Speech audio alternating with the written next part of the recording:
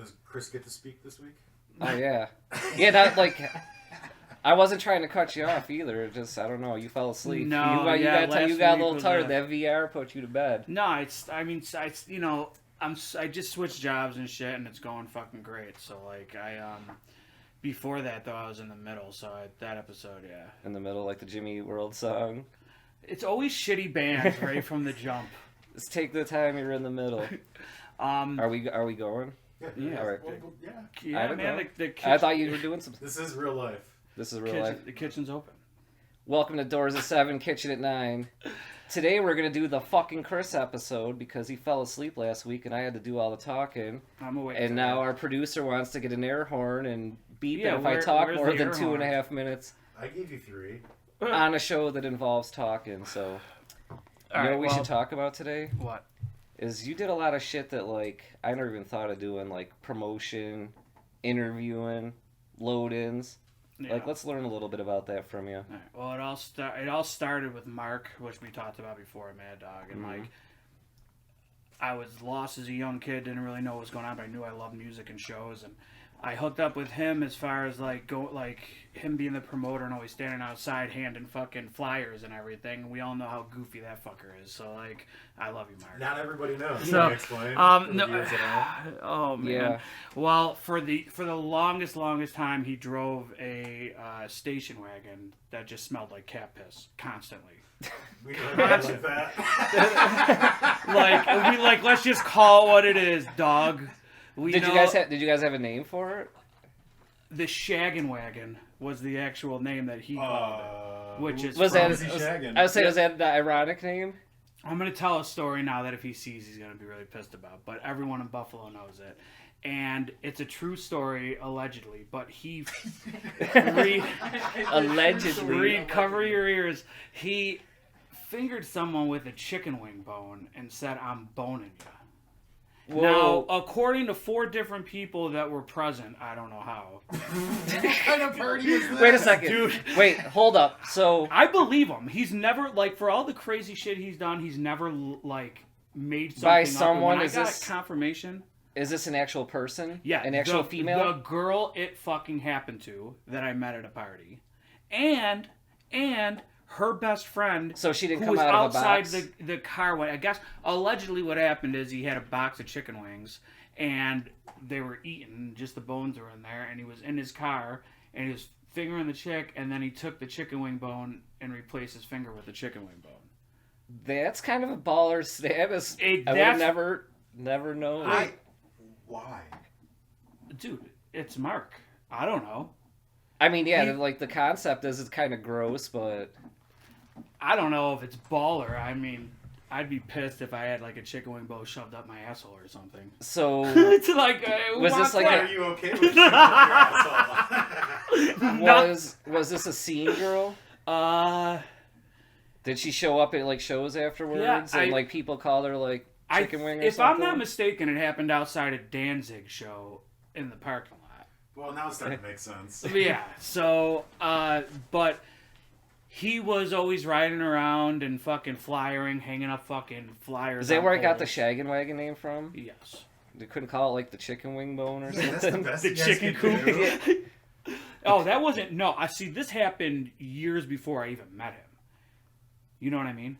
But when I hung out, when I met him, that was one of the first things I heard about. Oh, you're hanging out with Mad Dog? You hear the chicken wing story? So then I heard the chicken bone story, and then I had to talk to him about it, and that's when shit got weird and it was all confirmed. I'm surprised I've never heard this story. The legend didn't last long enough to make its rounds? Dude, no, it made its rounds. Everyone who knows him in that circle, it will be confirmed, I'm sure. I've heard the phone sex video. Okay, or tape. I'm sorry, I can't, we gotta back up here. Okay. So you spoke to the girl that got boned. Yeah. Oh yeah, at a party. At a juggalo party. Oh, okay. Yeah, making more and more sense as we get deeper and deeper into this. In Salamanca. Okay. Making more sense. In late summer, probably. I remember it was right before I went back to school. I was probably 16 years old. Can we talk about her point of view on this whole thing? Yeah. What did she say? If I remember correctly, he said, "This is the chicken wing girl." and if I remember right, there was no like reaction other than a red face and her just going like this. And then stop. What did this, like, give us details what this girl kind of looked like. I'm trying to picture this in my head.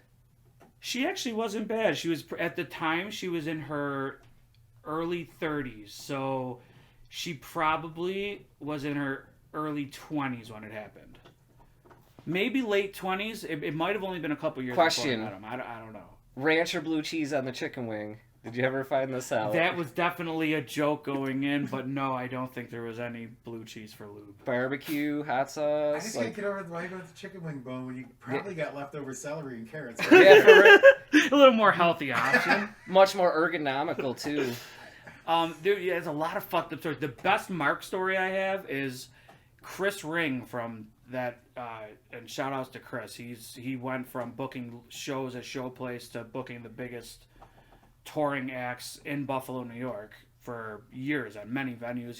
He owned the Waiting Room. He now owns the Rec Room, and Chris is After Dark Entertainment. Mm-hmm. Mark was and I love you, Mark, but he became a big joke to everyone involved in that. The way he booked. However, he was the most friendliest and the most artist friendly promotion booker that I've ever come across. But that comes with its problems. And Chris always gave him shit.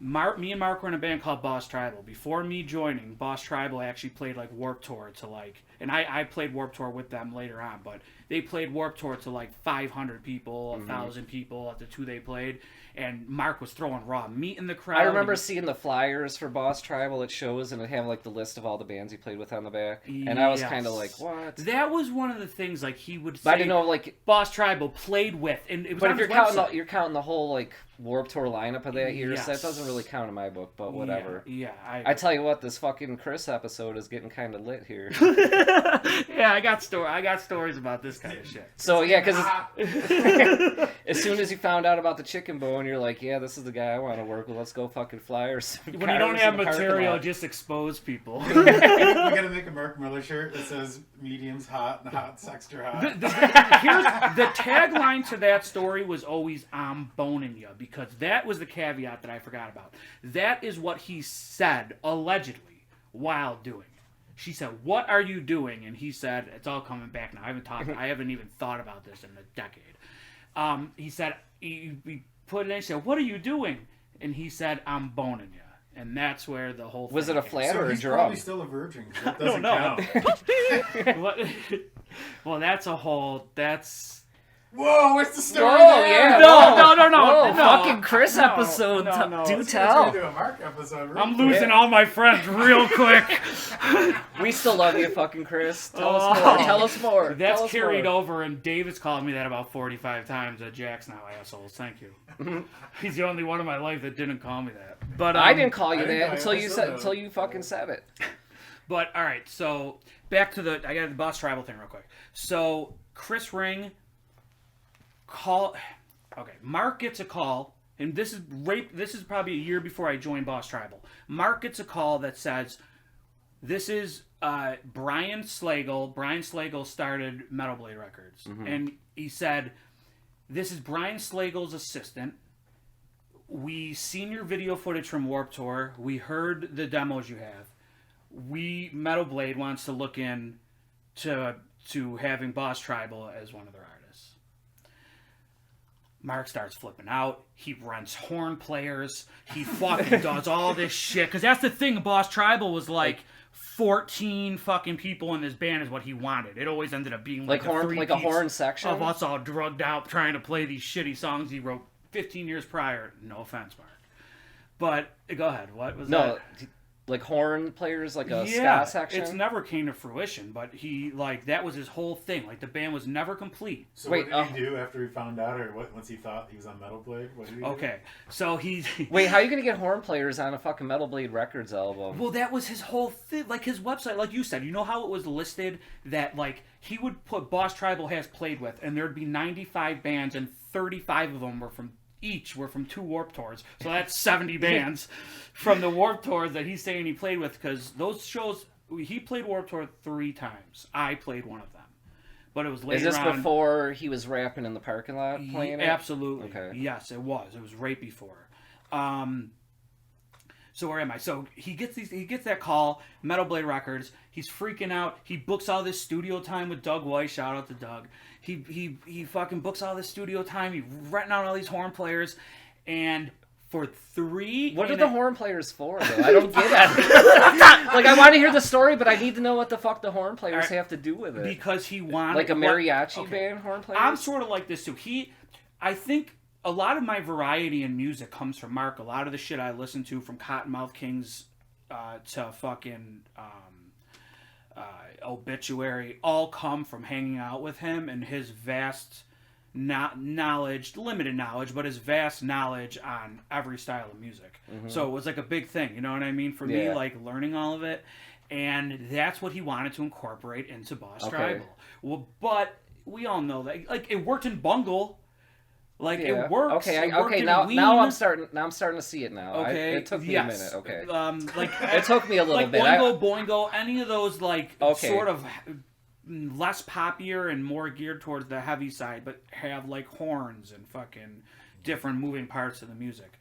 So anyways, I might be wrong on the time, but for 3.5 weeks at minimum, he thought he was spending all this money and time printing up thousands of flyers to like booking shows to like film so he can send it to Metal Blade. And Chris is he already put in like on Metal Blade Records? No, that's funny though, but I'm sure there's a flyer out there that says Boss Tribal Metal Blade Records.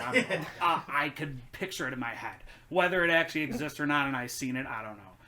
I spent many times in that cat piss van. Does he know? So He's yeah. not on Metal Blade? So for 3.5... Was there ever any cats like chilling in the van while you were in the van? Or just... it was a it wasn't a van. It was a. It'd be totally like Bubbles from Trailer Park Boys and the Kitties. Well, I got more stories about. That's what I'm picturing. I got more stories about that too, and I got a Tim story too that goes into that about us. I told you this fucking Chris episode. Well, okay. My new favorite one. Let me say this about Mark real quick. Well, let's finish the Metal Blade first. So then I'll be nice to you, Mark, for a little bit. So this is gonna be an all Mark episode. So, it turned out that like 3 weeks minimum later, he finds out that this was Chris Ring's crew and Chris fucking with him. Mm-hmm. Mark spent all this money thinking that he was about to be on Metal Blade Records with this band that he thought up out of his head. And it was Chris Ring fucking with him, recording it on audio and stuff as a joke. So there's audio of all this? I've never heard it. I've never seen it, but according to Mark... You got 3 days before editing starts to find this out. I promise I'll do one thing. I'm kind of surprised. Like over all the years, I've never heard a band say, "Hey, Mark, how come you're boning us out of money for the show?" Right here. Oh wow, dude. Again, another thing that I've never heard, but I'm sure has happened and existed and said. But yeah, that's speaking. Okay, so how did he react after he found out that he wasn't on Metal Blade? Well, again, this was before I was hanging with him all the time, but he still, when I talked to him 2 years about it, he was pissed off. He gets all pissed, so I bring it up constantly. And so we back to his Shaggin Wagon. So we all went to Warped Tour, like Shaggin Wagon. So another thing I respect. Was his crew called the Bone Brigade? No, but that's what we are now. So that was Mark and Chris, the Bone Brigade. We were Boner Brigade. Oh, so bad. Sorry. Sorry. We'll cut that out. We were all me and him hung out all the fucking time because it was constantly music shit. So I got to go to a lot of fucking. Did you guys go and eat a lot of chicken wings together? Chicken finger subs. So what about chicken wings? No, not really. I didn't want to be anywhere near Mark and a Did chicken you wing. ever eat a chicken wing after that? Oh yeah. I've never had any. I've never eaten a chicken wing around him, and I pay very close attention. But he has a chicken wing in his hand. So we would go. Like one of the good things that came from him is we would go to Warped Tour, but what he would do is we would go and for every single year after we played, and he played. He'd go with old credentials and go at like 2 in the morning when all the bands started showing up at Darien Lake, and we would just go right in and fucking literally be parked with all the bands. I seen Bad Religion. Was Kevin hanging Lyman out. pissed off? Like, Mark, No, what the but- fuck are you doing here? No, but the funny thing is, he walked right by us. Mark's like, I'm going to say hi to him. I'm like, you shut your fucking mouth. Like, we're back here. Like, he's going to know you're... And the thing about Mark is everyone thinks he does drugs and he's drug addicted because of the, like... No, we his definitely eyes are know always he's not. bloodshot, but he's fucking not. He's the most straight-edge fucking person I know. Never smoked weed. I've seen him drunk 3 times in my life. After hanging out with him. No, I know all how the time. he does not react kindly to having weed smoke blown in his face. We had that incident in the He Diablo hates that parking shit. lot. He used to be so pissed because I knew him before in that time right before I started drinking and partying and shit. Like, I was fucking sober too, completely. And I think at that point, like, I'd been drunk maybe 3 times, but me and him would hang out, and like I would start smoking weed, and he wouldn't talk to me for like weeks.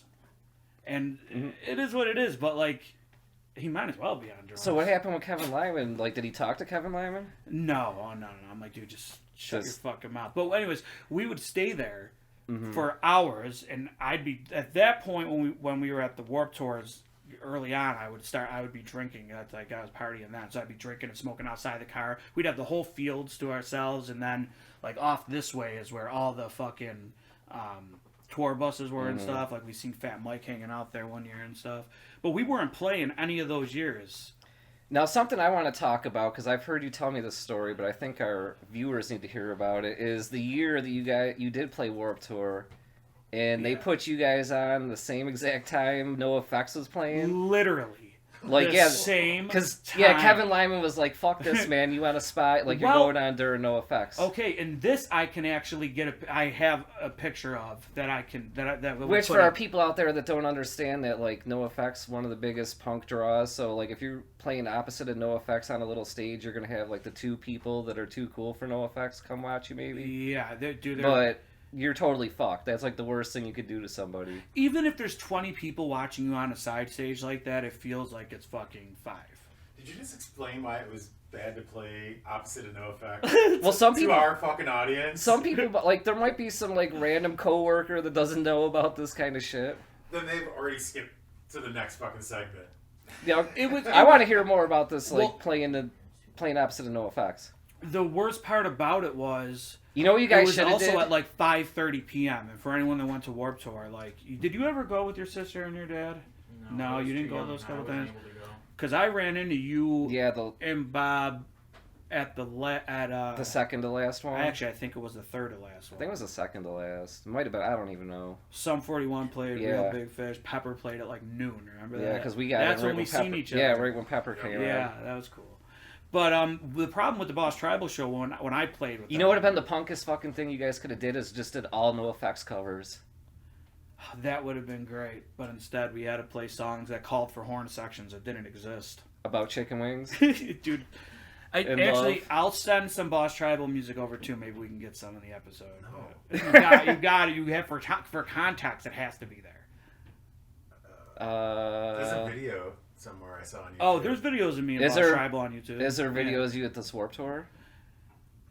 The guitar player Mike, who's one of my best friends, he has video of it, but I don't know if I've ever seen it. But he set up a. So yeah, how'd that stand. go? All right, so it was like. Did you guys feel like complete assholes? Yeah. Like what the fuck? Well, like, first of all, the stage we were on, so I don't know where they let in anymore, but you know, like where those was it a open bunch of like doors flattened are? pizza boxes, like in a corner and some fucking straw? No, it was better than that. But like so you know where those like those open doors are on the lawn. You know what I'm saying? And when they let you in on the other side, like you're coming towards. Oh yeah. We played on a stage that was off in a parking lot, but it was like there was like 4 stages around. The problem was we played at 5:30 p.m., which anyone who went to Warped Tour knows, like everyone's burning out at that time. NoFX, I think our time was 5:20, and NoFX went on at like 5:10 or something crazy. So there's probably 40 people watching us, maybe. But you're talking about people who are hanging out under trees and shit, just trying to get like. That for some reason don't like NoFX and don't want to watch them. Yeah, that's what I mean. Yeah. That's, you're gonna have them couple. That's the people that's watching you. And this is still. that's around why the doing time, NoFX covers would have been fucking amazing. When I went to that Warped Tour that we all met just up play at, Linoleum for 25 minutes. That'd be hilarious. When we all met up there, like the lack of true like punk kids and like was gone. Like that whole thing was completely eliminated. When I played with Boss Tribal, there was still a huge presence of punk kids too. Like so, spiky jackets. yeah, and mohawks. absolutely. It was at the end of that, but it was still there. I didn't go to a Warped Tour. I think from that one until the one I met up with you guys, and it was a 100% different crowd. Dude, like a third of those bands were like ironically named based off of 80 sitcoms. And that was weird because I Terrible. hadn't been to any Warps in a while, and that's when all the fucking YouTubers were there, and like all the lines of kids were like. Yeah. Nobody was meeting bands; they were just meeting YouTubers. Yeah. That Oh Back yeah. Field, Yeah, like, right. what the Back like- Field. That, Yeah. There was yeah. a line that for hours. It was like Like, a no, yeah, line the- to meet YouTubers. Was like- Keemstar there? I don't even know any of It these was YouTubers, like but it was like music YouTube channels and shit, like like sort of like podcasts and stuff. It's just like YouTube personalities, If right? Miranda was here, she would know exactly. Yeah. what it was. If Keemstar was there, I would never go to a Warped Tour ever again.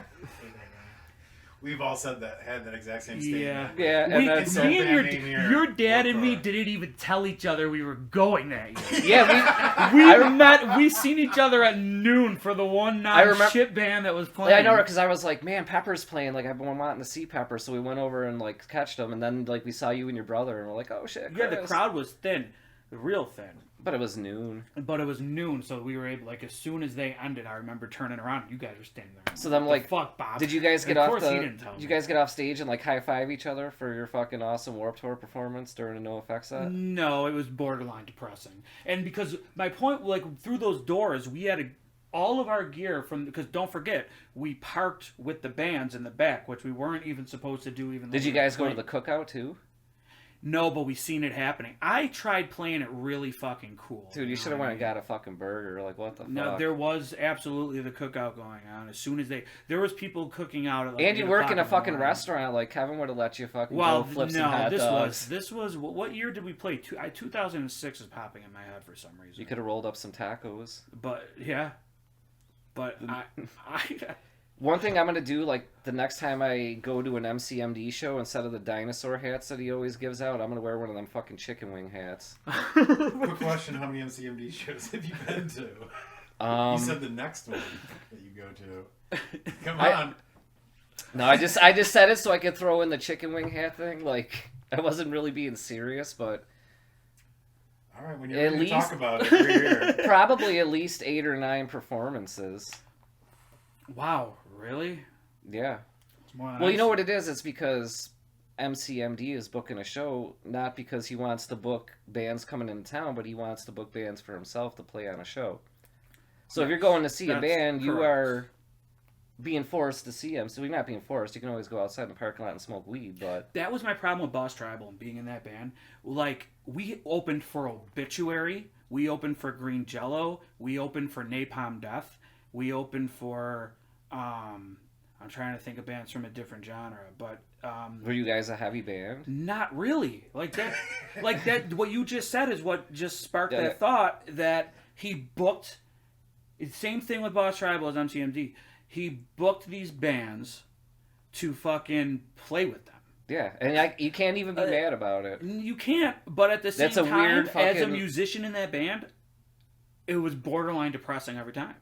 Because I was opening for like some of my heroes and like And then looking like an asshole. looking like an, because they were actually, every show that I just mentioned had at least And they're like, 200 people watching us, because he'd always put us right before the fucking National.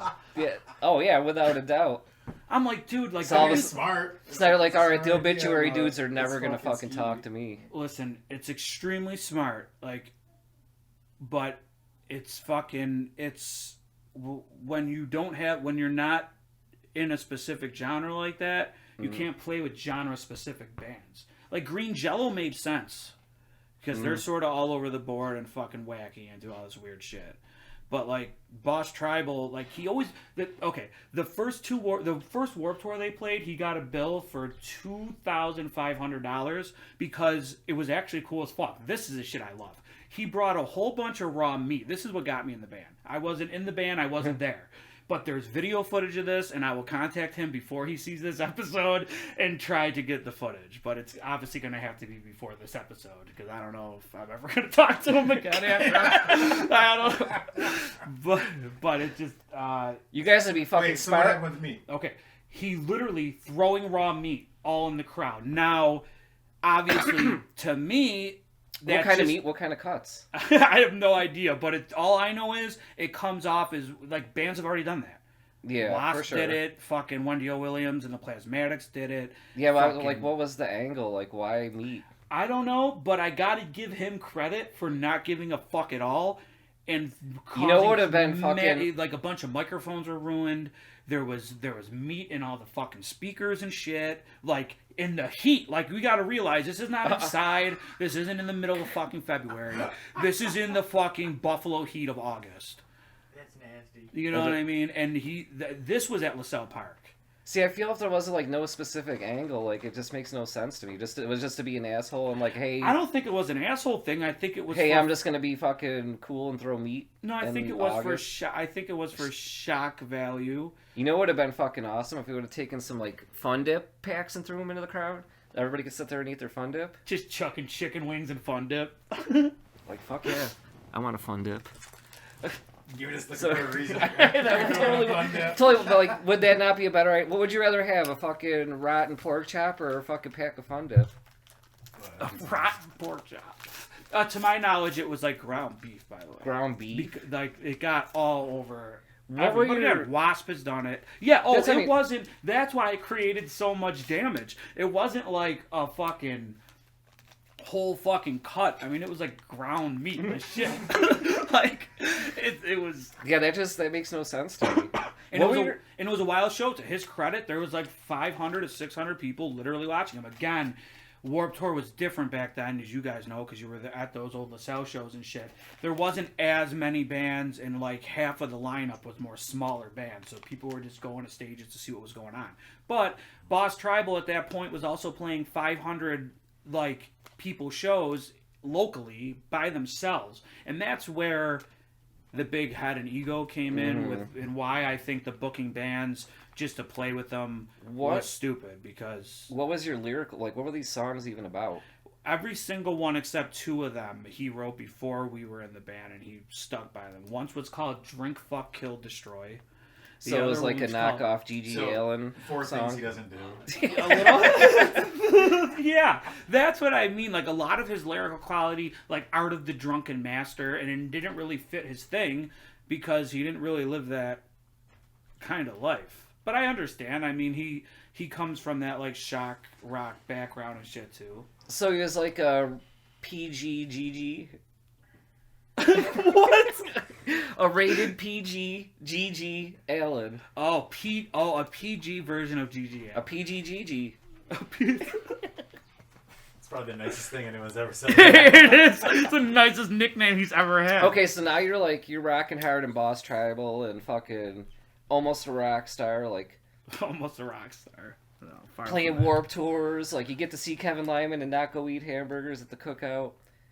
When did you start like booking yourself and booking shows and getting into that whole thing? That pissed him off really bad. I was a terrible booker. I didn't have enough time, energy. I did this without having a car. Like it was like I booked some cool fucking bands like in the punk world and stuff, but it was never going to go any higher than that. And I always, I never fucked anyone over or anything. Yeah, who's your cool punkers? The Virus I booked. We played that. Yeah. Broadway Joe's. That was like in the middle of a snowstorm. Yeah, I was at that. I did. Yeah, that was right after I was out of the band. Right. But since that was one of the first things that me and David talked about, was like we wanted to play with the Virus, so I made sure, even though it was a school night, I went out and fucking even worked the doors for that show. Yeah, right.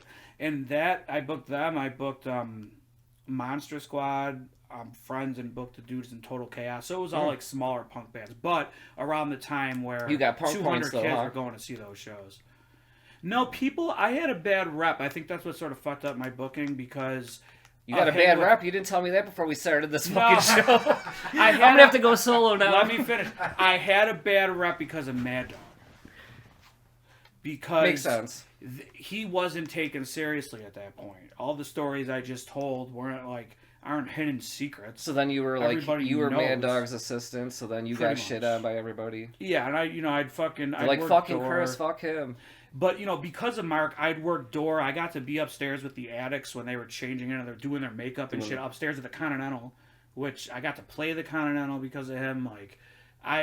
Did they give you any makeup tips on how to do your Kiss makeup or no? But makeup? It's funny because I name dropped Kiss and things got real quiet. I was probably 16 years old. They're like, Jesus Christ, this dude works for Mad Dog and likes Kiss. Like, why is he in our dressing room? Where's security? And that show still to this day is in my top 5 craziest shows I've ever been to because I knew very little about the Addicts and how fucking big they actually were. And ironically, that's the last punk show I've seen since COVID, and that was the second time I've seen them. It was 20 years or 15 years in between. But I got to work door for the Addicts. I remember so many kids. I was so young. So many kids busting through those doors and them thinking I didn't see them sneaking through. I'm like, I don't give a fuck. I'm not even getting paid for this. I got to boost my rep. Everybody hates me. Come on in for free. What am I supposed to do? A 16-year-old kid, Mark's off, talking to fucking tour managers and stuff. And it's funny because, he booked Citizen Fish and Leftover Cracks. He had some big shows. That sold out Club Infinity, which is, 1,000 people? That. Did you guys go to that St. Patrick's Day Leftover Crack show? No, I don't think with Citizen Fish. I know Dave was there. No, I was going to go to it. I know he went to it. That was fucking nuts. And he booked them and just, it was borderline embarrassing. Well, it seems to me. I understood him. It seems to me up until this point in the story, your whole career is borderline embarrassing. That's not even shots. That's not even shots fired. That's just an observation from the white couch over here. This is what happens. The when white James couch doesn't get to talk the whole episode. I know he's getting a little antsy. I'm good with it. I got my fun. He's got a sugar rush. I'm just having fun. Letting him loose. No, I'm just playing fucking Chris. It's good. It's all good. Oh, trust me. So how did you get into doing load-ins for bands and shit? Mark. And the funny thing is, again, I didn't know what the fuck I was doing. Chris, we love you, and if you need a hug, I'm here. No, okay, just for future reference. Thank you. I needed that today. Do we need to give you guys a couple minutes? No, fuck no. What was I saying now? Something about load-ins. Oh yeah. Who were some bands you were doing? The most depressing one for me was W.A.S.P at Club Infinity because they're one of my all-time favorite. Love. Yeah, you were telling me some shit about W.A.S.P. You didn't want to tell me about it until we sat down on the couches. So this was my 3rd show doing, and Mark would call. He worked. Was with it all original members? No. Okay. No. He worked with Club. That plays a role here in a minute, though. He had a good relationship with the guys at Club Infinity. So they would call him, and they didn't have their shit together. So the day of or the night before these shows, if they didn't have enough people to work the local load-in and load-outs, he would call Mark. And then Mark would call me. None of us, me nor Mark, knew what the fuck we were doing. No one fucking trained me. You got the actual, road crew that they bring with them, touring with them. What the fuck? These people don't know what the fuck they're doing. But that's why Buffalo doesn't Infinity's get any fault. fucking shows. That's Infinity's fault for not hiring fucking professionals. But it got better, and I ended up working for Neil and stuff. Dude, you guys are kind of professional. You're almost on Metal Blade Records. Yeah. So he calls me one night. He's like, "Do you want to do load-in for W.A.S.P?" I'm like, "Fuck yeah!" So I call off work. I was working at Mrs. Fields. So I was 16. And here's a 16-year-old fucking supposed to be hanging fucking backdrops and my question is, did Mark go out and get a bucket of chicken wings and just sing "Fuck Like a Beast" the entire time? I think he always had a bucket in his car just in case he had to just pop one in case. So when you talk to him and tell him to give him the heads up on this episode, ask him if it was a flat or a drum. That's give what him I really the want heads to know. up. I'm gonna hide this shit. Yeah. put a fake episode out there like, watch this week. Just me in my fucking bedroom talking for 2 hours. Don't worry, it's not a Sick Boys production, so he's probably not going to pay attention to it anyways. Sick Boys. Yeah, shout out to his company, Sick Boy Production. But anyways, you're hanging up some fucking we're doing all that shit. The coolest part about it was being able to see soundcheck, or so I thought. And like, I was like, all right, I'm going to be able to watch W.A.S.P soundcheck. And it was my first exposure to watching a band use backing tapes. And it was extremely... Like, first of all, we all know Blackie Lawless is an egotistical fucking prick. Yeah, dude. Like, this was the big... W.A.S.P backing tapes? W.A.S.P backing tapes. For vocals or for more? For both. So vocals and what else? No. Wait, what did you say? Vocals and what? Anything else? So Blackie Lawless is an egotistical prick. So the band shows up, which are all new guys. I have a Kiss hoodie on. The drummer, what's up? I'm sorry. That was like such a throwaway comment. What? Oh, this is an egotistical fuck. He is. And then you're just like, I'm sorry. Go ahead. So. Dude, we need more fucking Chris episodes. I love this. So his band shows up. I have a Kiss hoodie on. The three guys walk in. It's not like a big deal. Like, no one's in there except literally the 5 local guys that were doing this load-in, and then their people, which who is shittier? It's scattered throughout this huge venue. Who is shittier, W.A.S.P or Anvil? Oh, Anvil. Okay. Oh, I still had a great time at that W.A.S.P show. Okay. Continue. The band comes in. I have my Kiss hoodie on. The drummer played with Yngwie Malmsteen and like Dokken and stuff for years, and I knew who he was, but I wasn't trying to because we were always told don't unless they talk to you. Don't make eye contact with Dokken's drummer. He could Dokken. He's actually a phenomenal fucking drummer. Patrick Johansson, I think, was his name. But rockin' like Dokken, dude. I love Dokken, underrated. But so. He walks right up to me and starts talking about Kiss and stuff. Totally fucking cool. Did you ask Mark for permission to talk to him? Like, I'm not supposed to talk to him? No, Mark was always off doing shit, and, like, I knew I was just going to be hanging around and watching. And, when he came up and started talking, I'm like, wow, this is awesome. Like, if I get to have a conversation with Blackie Lawless like this, it's going to make my fucking 16-year-old fucking life. Fuck yeah. And I was stoked about it.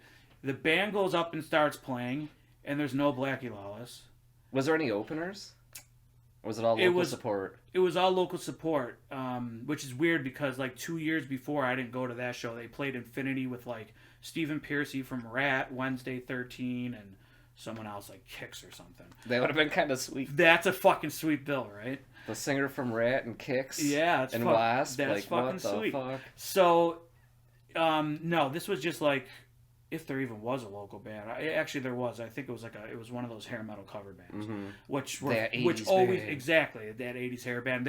They always opened for every artist, which I actually thought was cool because that's sort of what you want to do. Especially if they're playing the backing tracks anyways. Why not get a fucking 80s cover band to open up for the karaoke? That's all 50-year-old W.A.S.P fans or Bret Michaels fans want to hear anyways. They don't want to hear someone's originals. They want to hear Kickstart My Heart and shit before. You know what I mean? So basically, these local bands just acted as fucking sound from since nobody wants to come to Buffalo because they don't have any fucking professional load-in people.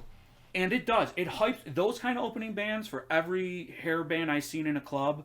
Completely set the fucking mood, and I think it's one of the main reasons why the sets were so good to me. The crowd's gonna be hyped when they hear a Whitesnake cover song right live, before fucking... because it's live. Yeah. I mean, because you normally get that shit through the speakers, but when it's live, you don't give a fuck that it's not Motley Crue playing it. You're fucking singing the song, and you know you're about to see Bret Michaels or Faster Pussycat or whatever these 60. Yeah, and after a couple fucking Jenny Pounders, what does it even matter at that point? So, they all go on stage. They start playing and rehearsing, and no Blackie Lawless. They're playing. There's no vocals. They're just rehearsing, practicing. No, they're sound checking. Whatever. Okay. But I was gonna say Buzzhound was doing their shit too. We were on to something. I did a lot of load-ins, and this was actually the one where the sound check went the longest. But again, it's because the band was up there doing their thing. They're playing, and no Blackie. I'm like, this is weird. And they're singing their backing vocals and stuff during the choruses, and.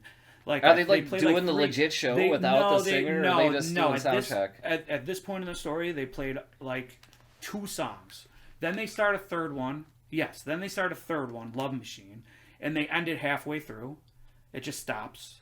like before the second chorus, and he all of a sudden like they're talking and shit. Now I'm standing back by the bar at Club Infinity. Does everyone get the picture? And the stage is fucking to my front about, I don't know, probably fucking 500 feet away, but you can see it from where you are. You know what I mean? And like I see them talking, but I can't really hear them because of where I'm standing. And I'm seeing them like talking amongst each other and shit. And they start the song again, and there's fucking Blackie Lawless's vocals. But there's no fucking Blackie Lawless. Whoa. Like, the verses now to the song they just fucking played halfway through. And this is pre-holograms, too, so they wouldn't have like a hologram Blackie Lawless. Yeah, the hologram Blackie couldn't even do the sound check. So, wow, that's brilliant. I wonder if that's going to be a thing. I don't think W.A.S.P can afford holograms, but... Like someone on like Facebook Messenger video chat. Yeah, he's from his hotel room singing the song to the microphone. That would be fucking amazing. So what happened after that? Like they're piping vocals in without him? Yeah. And it's clear is it the lead now, vocal or is it yes, like now the, it's the lead vocal, not the but vocal harmonies? when it gets to the choruses, because I just seen the chorus of Love Machine before when there was no vocals for the verses, right? You follow me? Oh, yeah. So once the chorus hits two, I'm like, there's fucking backing vocals during this fucking chorus. And I listened, and the sound was fucking great. It's and none of the hired guns were doing backing vocals? They were. But you can hear Blackie's voice, but then I differentiated it, and you can see them sort of pulling off. And there's 3 or 4 voices that just were not happening in front of me. And I move a little closer by the soundboard because I knew the sound guy from the shows that I've done and the shows marked book there, and that I worked. And they end Love Machine, and so now they're on song 3. They played full 3 songs from this point. 2 of them just backing vocals. It was definitely live. Then they play Love Machine halfway through. They end. Then they play it again with Blackie's vocals and the other vocals for the choruses and the backing vocals and shit. Song ends. All of a sudden, the door opens like it's fucking Tom Cruise. Like you just see the light come in. Like from my vantage point, it's like a movie. Is there smoke and shit coming out behind the doors? That's what I seen. It wasn't that way, but that, especially for 16-year-old me. I'd already met and interviewed Brett Michaels at the time, and I've met a couple other people and met like a bunch of punk bands and stuff. But even when I met those people at that young age, that's just like meeting Kiss or Alice Cooper. Yeah, oh yeah. You know what I mean? Now it's a little different, but so the door opens and there's fucking Blackie Lawless, and I'm standing by the soundboard now, so I'm about probably 75 feet from the stage. And there's did a tear come out of your eye? Well, at this point, I'm starting to question what the fuck is going on. Are you just like, what? Yeah, what? Like... I just listened to this guy sing, and he just entered the building. Like, it's a little fucked up. So he gets on stage, and of course, like, he doesn't get on his own gear. He doesn't come over and say hi to anyone. The promoter's standing right there. He says nothing to Vinny. He goes on stage, and his handler puts a guitar around his neck like this motherfucker doesn't have hands. And literally just hangs it over. So he hasn't left 1983, huh? No, sadly, a lot of these guys, and they don't. I mean, they're from America, but they don't play America at all now because of all these. Like, there's probably only 250 people at that show too. I mean, they really have. Because the 80s cover band probably gets a bigger draw than the fucking actual 80s band. The 80s cover band and their promotion is a big reason why these kind of shows even have those big of crowds, because they promote it. Mm-hmm. Like, the name is what draws them in, but I don't think you hear about these shows without that kind of promotion like that. And plus, these clubs are normally small and just do hair metal shows. And 4 days out of the week, it's the local cover bands, and then they'll bring in a band, and that same local cover band will be opening. So they're basically the house band that draws in people consistently. Makes about sense. So then what happens? Breaking down the business. I know. Like I said, this fucking Chris episode is great. I love it. My life's finally getting on track, I think. Till I get 8 phone calls from past fucking work bosses and fucking Mad Dog. We've been watching your fucking podcast. Yeah, we gotta start figuring out how to record those conversations. Yeah, if they pop... The funny thing is, I have a phone recorder, a call recorder on my phone. It's just an app. Oh, for interviews and shit? Yeah. So when you see these numbers pop up, you better press play before you even answer the phone, because we need this audio. Oh, if these I purposely haven't been reaching out, because if these numbers pop up, I know there's a reason.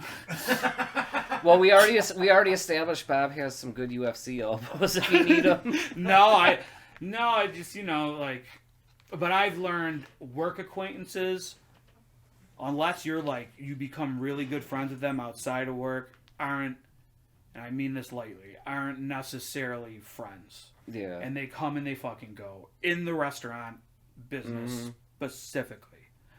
So I don't really give a fuck. I'll say whatever. Yeah. So what happened with Blackie? Like, how did the show go? He showed. So I'll try to cut it quick. So he shows up, and they start playing the song, and there's his vocals again, and I'm watching him, and he's not singing. He's literally standing there playing guitar as his vocals are playing. Is he even really 15 feet from the microphone? Is he even 5 like feet, plugged 10 feet. in? Or is he just pretending That's playing the air thing. guitar? So then I'm watching because there was no. So he used to play bass in the '80s. I know that, but for W.A.S.P. But he moved to second guitar like somewhere in the '90s, early 2000s. And he got when all the vocalists were grabbing like Eddie Vedder's a guitar player now. Yeah, which it changed nothing. Like it's not even noticeable difference at all. It just made a better poster. Yeah, right? So he has a guitar around him, and like I realized, like, fuck, there was even rhythm backing tracks when they were playing before he showed up. Like when they started using the tracks, I was like, because it's clear, like there is not another. Like I thought maybe like there was 3 guitar players now, which is actually common nowadays. It wasn't back then, but these old school legacy bands have the 3 maybe guitar one of players. them's actually playing a couple chords.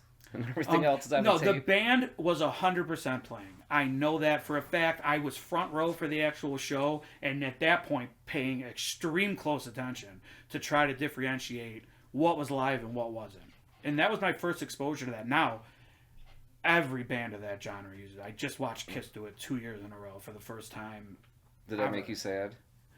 No, because like, what makes me okay, sad Gene. is hearing him without the backing vocals. Well, how do you feel about bands using that? Like, I kind of feel like, fuck them. Okay. Fuck the people that go see them. Get off the fucking stage and let some fucking new talent come through. And I'll explain. Exactly, because I mean, basically, you just went and seen a W.A.S.P. tape live. No, that's not now. Okay. With hired guns, not original members. Let me give a little backstory. Who probably could play the shit way better than the original members could. Perpetuates mediocrity. Okay, but let me give a backstory, and I'm going to try to get all this in. Let me give you a backstory to why it's okay sometimes. When I say tapes, yes, Blackie had a tape that was being used through the fucking soundboard. That is fucked. Not to mention, this was fucking 15 years ago. He was in his late 40s. It never should have happened. That's the lazy thing. Paul Stanley destroyed his fucking voice. I'm not sticking up for him. Everyone knows how I feel about this. His backing tapes, and I've done extensive research and can prove it all to you with articles and video footage and clips that are taken and slowed down. He's on something where he has a specific guy for his backing track. So when it's going to be a high scream, it's something he recorded in the studio for that tour, but did with some studio magic, and it's only underneath the parts he needs. I promise you that's the fact. That's true. I've watched videos of other singers using that. It's a big thing now. And I did too. Mariah Carey, Britney Spears. How could it not be for 75-year-olds that are on stage doing this? They're a legacy act. The choice is stop playing and pack it in, which as a fan, I wish they would have done a long fucking time ago in reality. But as a consumer, you're like, take my money. But as a consumer, and not being a kid or teenager in the 70s, in my first Kiss show, I was fucking 8 years old in 10 years old in 1998. It was my first Kiss show ever. I've seen Kiss 17, 18 times because they kept going. Like, I wouldn't have ever been able to. I see they have another final tour this year coming too, huh? Well, no, that's another thing. See, this is the way this was supposed to work is the last show was supposed to be this year in New York City. The way Motley Crue did it and Kiss did it, and I seen it the same way. Kiss played Darien Lake on the End of the Road tour on their farewell thing. 4 months later, they played the arena, and I seen Maiden 3 months prior to that, and the arena was packed. It felt like the 80s. You were leaving the show, and me and David is looking at each other because after the show of Maiden, everybody's screaming and going nuts and throwing shit. It felt like what it must have been in the 80s to go to a show. It felt very non-current. and it was fucking awesome. The Kiss show, because they played 4 months prior at the arena, they were literally giving tickets away. Like it was terribly attended. So they oversaturated their market, and they are trying to squeeze every single dollar out. But I got to see Kiss in an arena again. I don't but like. Also, the big difference between those two shows isn't it that Maiden actually plays their fucking instruments? Yeah. Okay, hold on. The instruments, and I promise And you that's this, a you more can prove it. authentic experience. The instruments for Kiss, all live. 1,050%. I see them fuck up all the time. I could prove it to you. Yeah. Live, you know when something's live or not. You can hear it in the tone. You can hear it when they fuck up. I know those songs like the back of my hand, and they don't hide that they fuck up. Sometimes I think they fuck up purposely to prove that they're playing their instruments. You're like, oh, someone's going to want to buy this bootleg. Let me hit this. All the wrong. background vocals, including Gene Simmons, are actually fucking real. The only thing is that Paul's voice can't handle it, and he sounds like shit, and it makes for a shitty experience, and they use these. Does it affect the way I view the show? 100%. It absolutely does. But I look past it. See, well, with Kiss, because you kind of always make it about Kiss. But before that, like, talking about W.A.S.P and shit doing it, like... Yeah, it was embarrassing. And then, like, yeah. It's, shit, I forgot what I was going to say. Sorry. No, it's alright, it's alright. It was... So how did the show end? Like... It ended with me front row fucking going nuts and having a great time. Did you get to meet Blackie? No. So, then... The for hired people guns. who like the band Five Finger Death Punch, which I do not. But whatever. The Blue Lives Matter crowd. Their original, the guy who one of the guys who said the Blue Lives Matter crowd. Yeah, I pretty think fucking Club much. bitches that date him. I think the one guitar player legit has a Blue Lives Matter flag guitar. From what I've seen, right? I don't spend too much time with Five Finger Death Punch. But anyways, Well, there's context. The guitar player that started that band that's no longer with them. I think he left because of the singer being so ridiculous. But he started the band. He was the guitar. The W.A.S.P show was before Five Finger Death Punch existed, but he's the one. Their guitar player at the time is the one that ended up creating Five Finger Death Punch. He was extremely nice. They were all talking to me about Kiss and shit. so Chris is hanging out with Five Finger Death Punch No! before they were Five Fingers. You are so fucking canceled, dude. No. Not Five Finger Death Punch. The guy who eventually created it. But Five Finger Death Punch was different than they are now. They started as a more like rock rock band than what the fuck they are now, and that's true. And I didn't like them then either, but that's true. I'm being professional, ignoring my phone ringing over there. Is that what's going on? Yeah. Okay. I want to hear more about this Five Finger Death Punch. No, shit. no. So, I don't even know why. I I'm was kinda- actually more interested in the right? I know. Answer it. No. So Sorry, I can't answer the phone. Chris is telling me about how Five Finger Death Punch started. no. So they were cool as fuck, this band. And then, I'm like, is there any chance I can meet Blackie?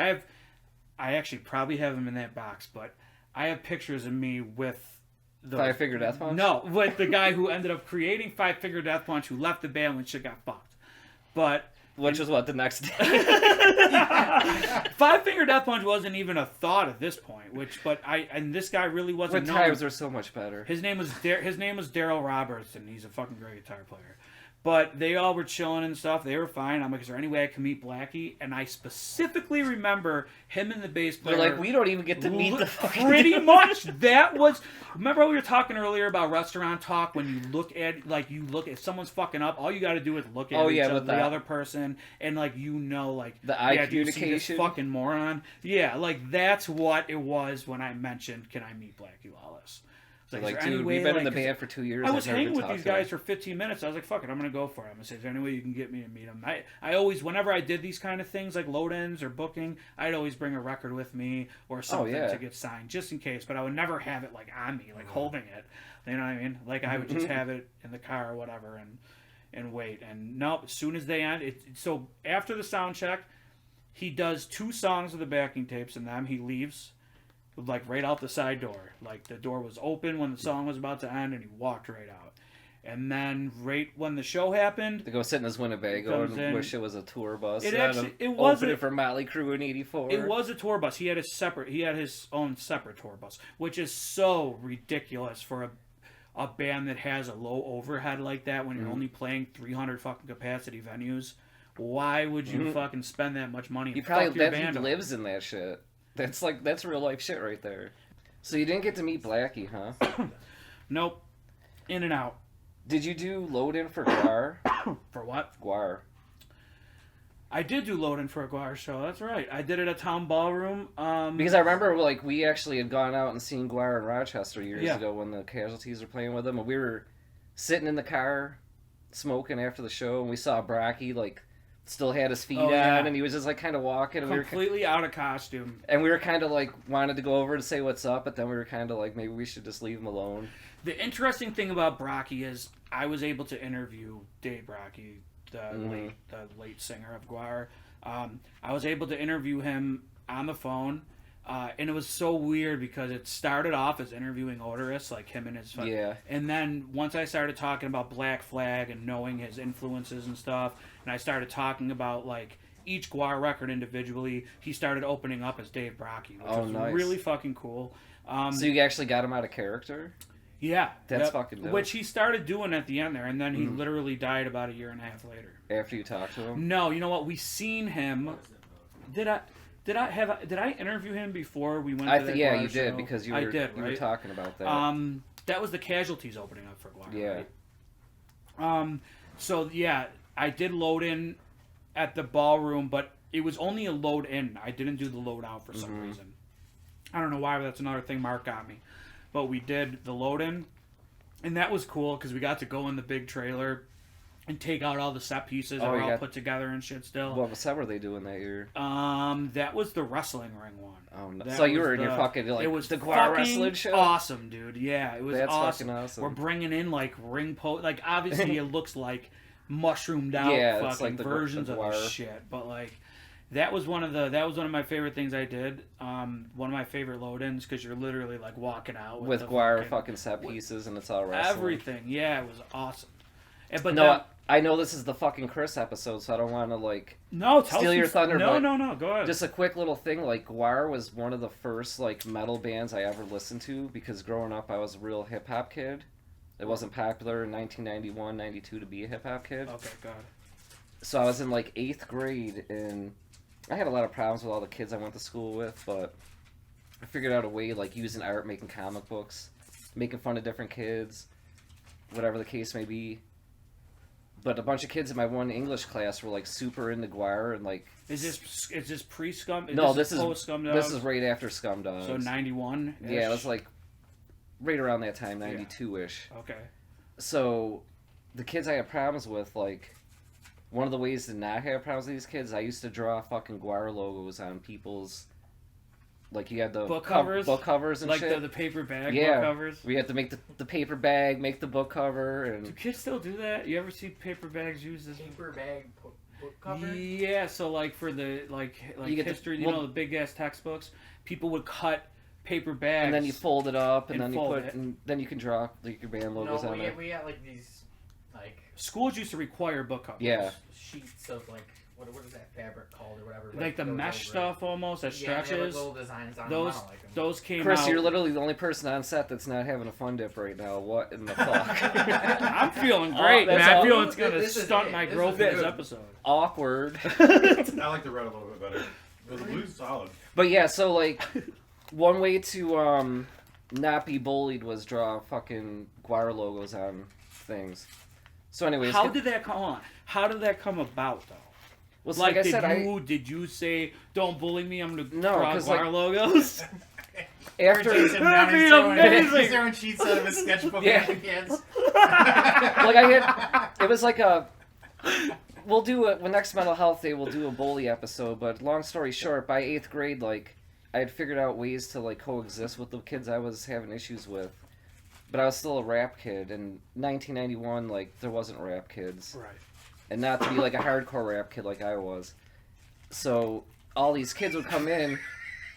I don't find the humor, but I like the laugh. I was a hardcore rap kid back in my day. I was a hardcore. Yeah. I'm letting this play out. Don't look at me. Back in the day, I was a hardcore rap kid. So yeah. So I had all these kids in my class, and they're like listening to different metal and shit like that, and they're always like bringing these tapes in, like, you shouldn't be listening to this shit, you should be listening to this. And like GWAR just had the coolest artwork, so drawing the artwork on these fucking, because I'd always like was a pretty good artist at the time. People would see my book covers and be like, damn, like I want some sweet stuff. So like, here, draw this GWAR logo. And like I said, they had some pretty, like... I remember one of them was Tyrannosaurus Rex. Oh yeah, that's one that they actually brought that back for like a later tour. Did they? When I like that was one I've seen GWAR many. That was one of my big logos, and then like the original Scumdogs logo. Yeah. And then I even draw the characters too, like in little comic books or whatever. Like Beefcake and shit. Oh yeah, Balzac. Yeah. My personal favorite. I have a similar GWAR story with school though. I CD Walkmans like I was probably in I was in 7th grade. And someone gave me Scumdogs of the Universe on CD, and I had it in my Walkman, and I was listening to it before the announcements in 7th grade, and the teachers already hated my musical choices, what I wore. And it's a Catholic school. Yeah, so you're in a Catholic school. So what I wore on non-uniform days, I would press the limits. I'd wear Poison shirts with naked chicks on the back and shit. I would just I'd be turning my shirt inside out fucking every single non-uniform day. I used to wear Public Enemy shirts all the time, and Flavor Flav was not looked upon too highly in my 8th grade class, so I'd sit in this math class, and I had this metal kid, and I think he passed away within the last 10 years. I saw his name in the paper. But this was like 8th grade. This kid's already like a stoner, like Satan worshipping kind of kid. Like every morning he'd stand for the pledge of the flag, but he'd be looking in the opposite direction, like not knowing the words of the flag. I had this one particular Public Enemy shirt. I think it was Fear of a Black Planet, but on the back it had the whole group. Flavor Flav standing in the middle holding his clock.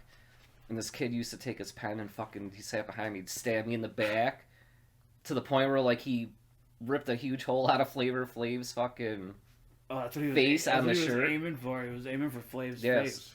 So literally like years later I ended up getting a Public Enemy tattoo because they kind of like made me the kind of person I am today, just with all the political activist shit on top of having Flavor Flav being a fucking clown. So I got the tattoo, but it had a bullet hole added with blood coming out, particularly for the kid that used to stab me in the back and try to poke Flavor Flav's face out. That's interesting. And actually, haven't done too much loading or all the cool shit you got to do. I don't know why, because I was probably too busy playing ghetto hockey and throwing fireworks at people. We're doing lots of load-ins for me. Yeah, okay, doing... What the hell does that mean? Oh, yeah. What's going on in here? Yeah, the only load-ins I was doing was for the fucking superstar drummer who's now our fucking producer, like carrying his fucking 5-piece Tamas that were apparently once white, but I always thought they were gray. Which actually, I was looking at my phone yesterday, I found this sweet-ass picture of your drums, like I'm gonna send it to you later. But I remember... the first time I got to see Public Enemy, they played at the town ballroom, and I was like, I went out and bought a fucking clock, because when I was a little kid, like, I'd always, like, around Christmas time, I'd buy clocks, and then I'd get, like, the rope that you hang your curtains with, and make a fucking clock necklace, and just, like, walk around my house being Flavor Flav. So, like, my whole family, like, knew about Flavor Flav in the early 90s, so it was funny when Flavor of Love came out, and they're like, you just have the fun. People already are starting to learn about Flavor Flav, and my parents are like, was the wearing a clock thing like a trend in fucking like normal people after Flav? No, I mean the whole thing they did that because Flav was always late, so they fucking somebody put a clock on a rope and made him wear it as a necklace, so he'd be on time. And then because of that, did a trend pop up? I never really seen. I mean, you were walking around your house with the clock hanging. This is back in like 91, 92, yeah. Like I said, I was taking a lot of flack from kids, but the first time I seen Public Enemy. Was that the air horn? What the fuck was that? Why? Okay. We're at 3 minutes. I didn't even set the story up. All right. I only got one story for the show, and it's this one. I just didn't expect that at all. I know it's the fucking Chris episode and all. What was Chris even talking about? We were talking about GWAR. Now we're talking about Public Enemy. So, anyways.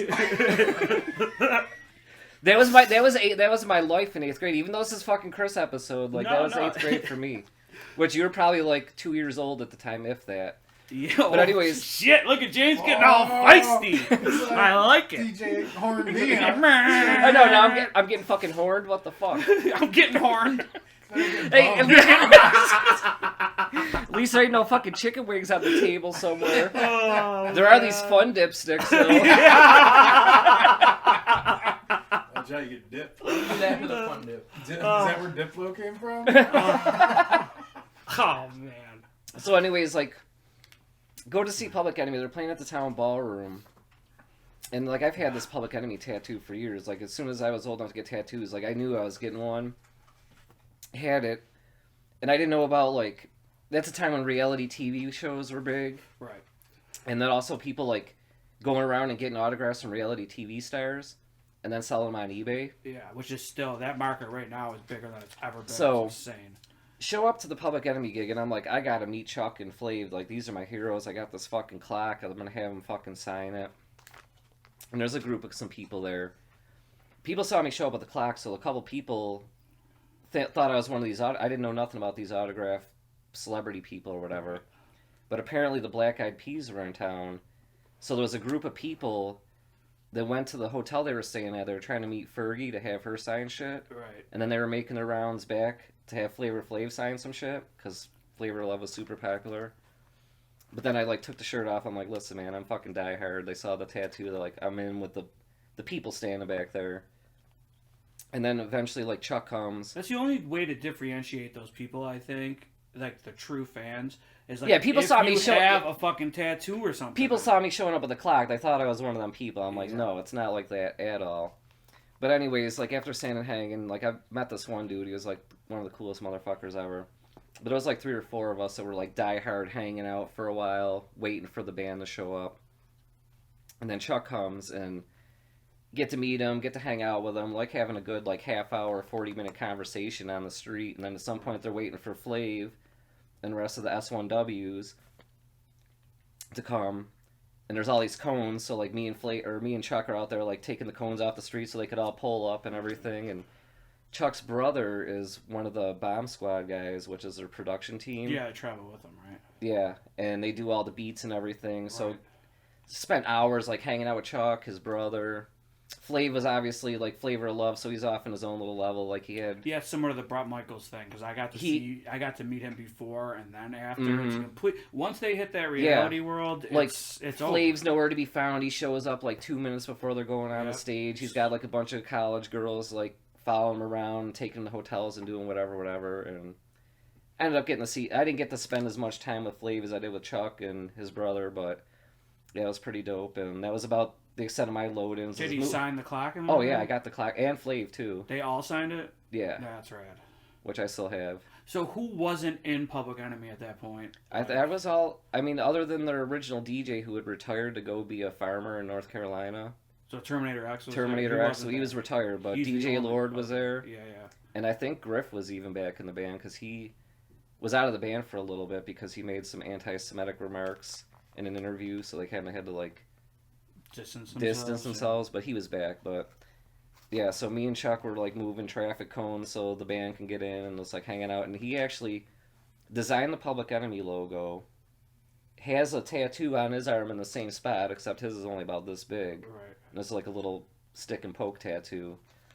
But a fun fact about the Public Enemy logo is everyone wonders who the guy in the crosshairs is on the logo. Right, yeah. And it was actually LL Cool J's original DJ. Because they were beefing? They had a little thing going on when they were first coming out. So they... Like, the DJ must have said some shit about Public Enemy, so they made a little thing. So that's my loadout story. What's your load-in story? Well, it doesn't involve chicken wing bones, I'll tell you that. That's good. And then, yeah, you got to do, like, a lot of interviews and shit, too. Like, how did that even come about?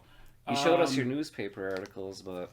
Well, it started with the Brett Michaels thing that I talked about in a previous episode. That, like, when I started writing, I don't know why, the only classes I was good in school that I ever excelled at all in was English and fucking history. And music played a big role in the history part of my life, like always tracking down old shit and stuff. And I got really into interviews and writing stuff similar to, like, the blog you wrote, which this podcast is sort of named after. I started working for the next paper, which was for kids. I was 15 when I started. How'd you get into that? Did they just have, like, an reading open... the next paper? Well, it actually started from when I filled out a thing for fanatics of specific bands, like, and I was in the, I showed you. Yeah, okay. We'll post a picture of it. But I came over, they took pictures, they interviewed me on the phone, So I read the next paper every day or every Tuesday when it came out because I knew that there would be some kind of stuff about concerts or something. So then I seen an ad to go and be a writer, and I did it, and I got in, and then I thought about it, and I was like, well, I started reviewing shows. Like I reviewed the Casualties at Showplace. You can actually find that on the Buffalo News archive online. But nice. And that was one of the first things I did. I did Snapcase's last show. I reviewed that. And then I started thinking about it. I'm like, Bret Michaels is playing. I'm going to do that show. And then I was like, well, what if I can get a fucking interview with him? I forget if I called the editor and she got me his people's number, which I think is what happened. But yeah, I did it all myself besides that. Like, this is also like Google. And pre-Rockalove. Pre-Rockalove. But so like going online and finding like addresses or fucking publicist phone numbers and stuff wasn't possible. But because I was a kid, they treated me fucking great. So that was the start for me, especially after that interview. I knew nothing about how serious they were on times. Like if they say 15 minutes, you better fucking have your shit together Yeah, to end it in 15 unless they want to keep going. He gave me like 45 or 52. I think it ended up being like. Did you ever get one of the hats? Hour. No. That awesome. Luckily, no. That was always cringy for me. No, that would have been started. fucking... That you don't have to cowboy wear hat it, but like you could at least have it in your memorabilia. You didn't get a bandana? No, fuck no. But they sold them. Yeah, seriously. Weak. Yeah, seriously. Got a lot of Poison shirts though, and Bret Michaels shirts. But so that's how I started with the interview thing, and then when I met Bret Michaels, when I got the CD signed and shit, the show after the interview. I met this dude, Joe, who's still one of my really great friends, who had a website called BuffaloRocks.com, which he since sold. It changed to Rock Show Critique, which I still write for. I did the last thing I did was a review for the Kiss show last February, so about a year ago. He asked me to start writing for him once he read the review and stuff, so I went to a shit ton of shows. He would go take pictures, and I would write the reviews. And then we started doing interviews. I got, like I said, Dave Brockie from GWAR I got to interview. Bruce Kulick from Kiss being my favorite because how fucking... He's not even an original member, but that... But, I mean, he's cemented himself as the replacement member for a long time. Yeah. So the people in the Kiss world respect it. The one to interview for questions about the music and the time period.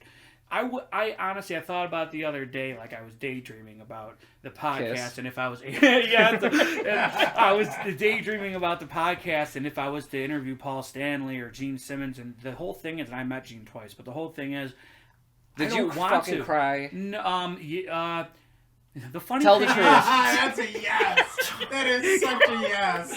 So, did I get to? There's reasons behind it. I wouldn't even want to interview them. It's too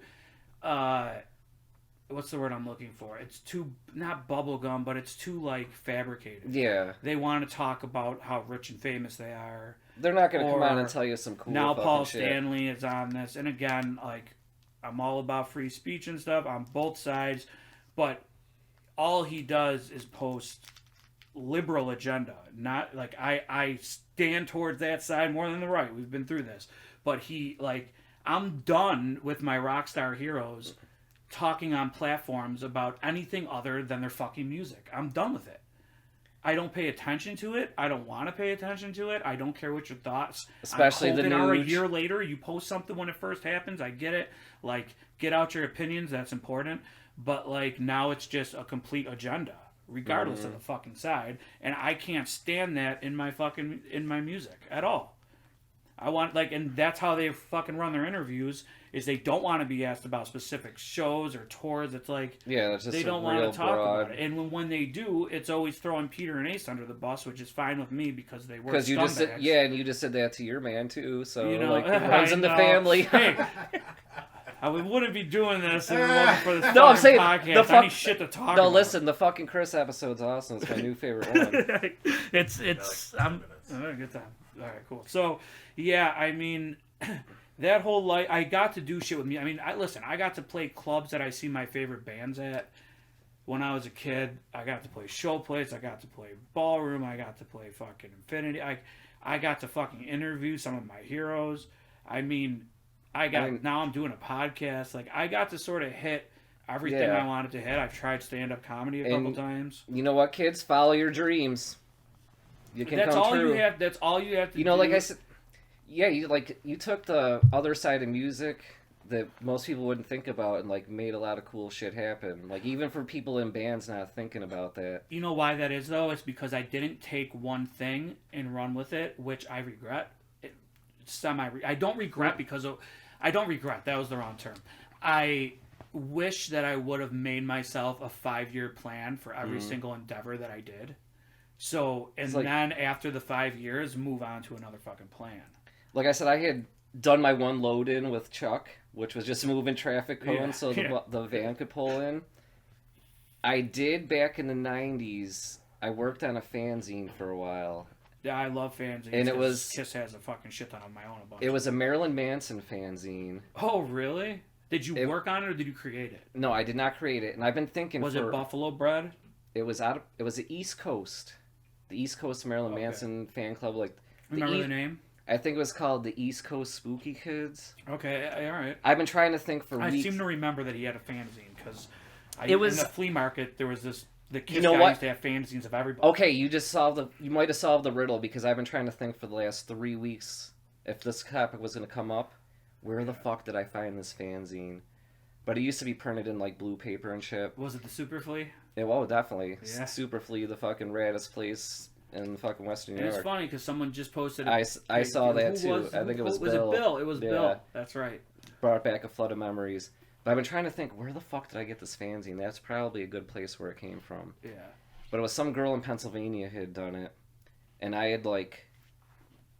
There was an address on it, so I used to send pictures, because I was always finding different pictures, for her to put in the fanzine. Then I ended up like submitting material, then I ended up like writing articles and stupid little stories that I used to write that were like fiction, but relevant.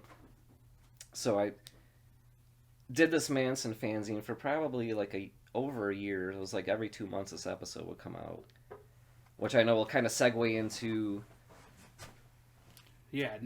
what we're gonna talk about next week, because we're gonna start creating a celebrity death pool. Before we go there though and ask for opinions and stuff, we'll do that at the end because I want to pick up on what you're talking about real quick. But go ahead, finish your thing. I'm just saying that's where we're gonna go, and I know we've had some Marilyn Manson talk. We've talked about him in the last 2 episodes somehow after I went and rewatched him, and he's probably about to be canceled forever. Actually, I just read today that either police are or have searched his home. They heard like cries for help. Yeah. Now I will say I did meet Marilyn Manson in 1996. It was October 21st, 96, if I do believe. It was 3 days after my birthday. Antichrist Superstar had just come out like within that week, and they were playing at Ogden Street Concert Hall. That's a venue I've never been to, and because it was done. And it was and it was it was short lived, but it was amazing. The shitty thing is like, when me and Vicky moved to Buffalo, like it was literally around the corner from our house, and it's a call center now. And like we go to that Wendy's, and then there was like a Big Lots there, and drive by and like just be so sad seeing fucking call center people working. They had big shows too, right? Like Danzig in his prime, and we saw Beck there. Like Korn played there. Like they had a lot of shit going on. How many people did it hold, and what's it comparable to? It was probably like 400. A little bit bigger more, than like bigger than Showplace though. It's a little bit like Two Door Lounge. Oh, okay. No. Two Door. Where did Dave have his wedding? The Trough. Yeah, like that pretty. So actually, that was one of the fucking craziest shows I've ever been to in my life. Like, first of all, Ogden Street's like in a little plaza. Yeah. So the parking lot's like right. Porno for Pyros, saw them there too. That's cool. One of my favorite bands of all time. Probably at their fucking peak. Oh yeah, right after Good God's Urge came out, Mike Watt was playing fucking bass. It was fucking beyond amazing. That's a band. Fun Loving Criminals opened up. Yeah. But at the show, like, this is right at the peak of Manson mania. Oh, of course, Antichrist was. So like, there's the parking lot, and like we pull up to the spot, and shit is already going on. Like, there's a line, but kids are climbing on cars, jumping on people. There's people fighting and shit, all kinds of chaos. End up going around to the back of the club, standing there. I got some Manson pictures. I'm like, I'm gonna meet the band and have them sign it. End up meeting like Twiggy, the bass player. Oh yeah. The keyboard player, the other guitar player. Ginger Fish, I think, was the keyboard player. No, that was Madonna Wayne Gacy. Ginger Fish was the drummer. Right, yeah. And then like you had your typical Manson kids, like these girls walking back and forth by the bus, and they're just like me and like 3 other kids just standing there, and they're like, "Don't stand there, you're bothering him." And I'm like, "Fuck you, he's not. Him isn't even here yet. So like, mind your business. Why are you walking back and forth? Like you're trying to do the same thing. You're just afraid to come sit where we are." Well, at that point, he had followers. Like, remember all those people on like Jerry Springer and Maury Povich and stuff? I think we sort of touched on what Maury used to be in one of the last episodes, but they'd have these kids whose parents were like, "My kid is a Satanist," and come out with these are like eyeliner and Marilyn Manson. These are full blown Manson kids, like dressed like with the Twiggy dresses on and the striped socks and the black makeup and shit. And they're just walking back like, "Don't bother him, don't bother him." Well, him, a couple minutes later, walks out of the bus wearing like just some regular green pants, a black shirt, eating a fucking fruit salad, just walks up like, "Hi guys, like, thanks for coming out to the show," like shaking hands, like, "Hope you guys have a really good time, like, we're gonna really put on a good," like, totally not what the image that he was playing, like. So we get the autograph, whatever. End up going inside the show, which, like I said, was so fucking crazy. Like, they almost not had the show because the already broke the barricade, whatever. Was standing next to Marilyn Manson's parents who came to the fucking show and got to watch a show with his mom and dad, and Twiggy, the bass player's girlfriend, who was on tour with them. They were all Manson, wasn't he, like, isn't his family from, like, Ohio, not far from here? But I think they ended up moving down to Florida. Yeah. But long story short is, like, the show being so wild and then getting out afterwards, like, walking out of the show, and it fucking rocked hardcore. Yeah, like at one point, I watched from at one point, like, he took the speaker stacks and pushed him down on his guitar player and crushed him, and like he didn't cut himself like when you saw him in Toronto, and when like I saw him, he was smashing bottles over the speaker and it's ripping himself. That was an every night thing too, which is insane. That was you watch videos from those tours, and that's exactly what literally the craziest pit I've ever been in. Oh yeah, like I said, it was so wild in there. Like during the opening bands, like they had already broken the barriers, and they were like threatening to shut the show down if people didn't calm down enough so they could fix it. Manson was a weird thing because he sort of brought back what died, like 70s shock rock, like Kiss and Alice Cooper were scaring people. That died from 1979 until 1992 when the Spooky Kids fucking started getting some kind of fucking... So regardless, anyways, like at the end of the show we walk out, and the first thing I see is this fucking girl walks by. There was like a brand new Lexus car. Girl walking by, you just hear this really loud screech, and she's fucking keying this brand new fucking Lexus. We're walking a little bit more.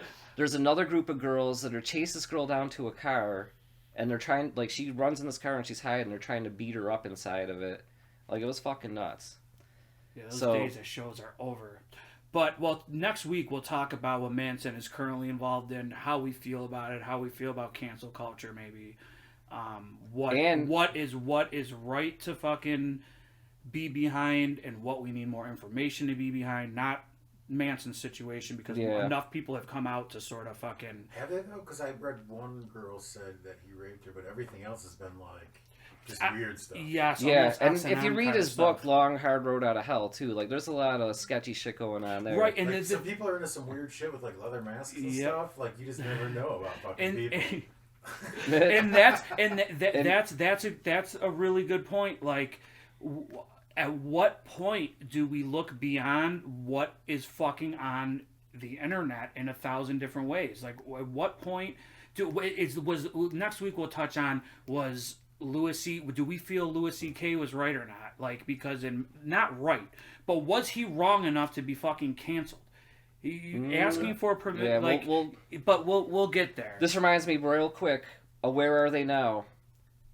Manson kids. Where the fuck are they now? Because it's been about 25 years, so they're probably about 40 years old. They're still there, and I'm talking about original Manson kids that are now my age. Yep, Where are you now? What the fuck are you doing? And I have some stories about that. Please tell us. Because I've seen 2 Marilyn Manson and Alice Cooper co-headline shows, and I was front row for both of them with Manson's crowd that left right after Manson, but I was right there in the thick of it, and next week we'll fucking touch on that a little too. All right, the concert's over. No encore. Real quick though, because just to end out, because we were talking. Sorry, my good ending. Say it again. It'll be all right. good is relative. So coffee's kicking We were in. talking about fanzines real quick. Kiss fanzines were a huge thing in the 80s. Like, it sort of kept that band going when they took the makeup off. My buddy John Jeffries, who's one of the first people to have a shop in the flea market that we were also talking about, so it's relevant, in the Super Flea on Walden. He put out a CD, a tribute CD to Kiss. It's Buffalo Rock City. It's not necessarily all Buffalo musicians. There's some on there. The artwork is cool as fuck.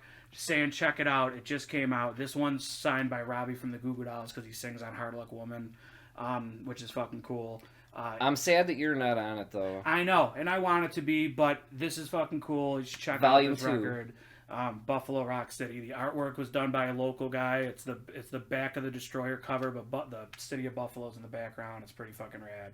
So check it out and check out John. He's a passionate Kiss project. So. And then what about the celebrity death? I think we should each pick 5 people that have the best possibility of dying in our eyes. 5? That's a lot. Yeah. I'll tell you why. I think we should each pick... Okay, let's do 4. We should each pick 3 and then put... for our followers to each put maybe... I know there's not a shit ton of them, but we can get some people's input if you guys are watching and want to put it down there. And listen, if people want to participate in our Celebrity Death Pool this year, we will give out some of our own collectible merchandise as prizes we will discuss next week. Yeah, for sure. If you guys win, then... subscribe, and put your Death Pool picks in their comments of this show, so then the week after we can put it together. All right, kitchen's closed. See you next week. We're still loving that. Kitchen's closed. Fuck off.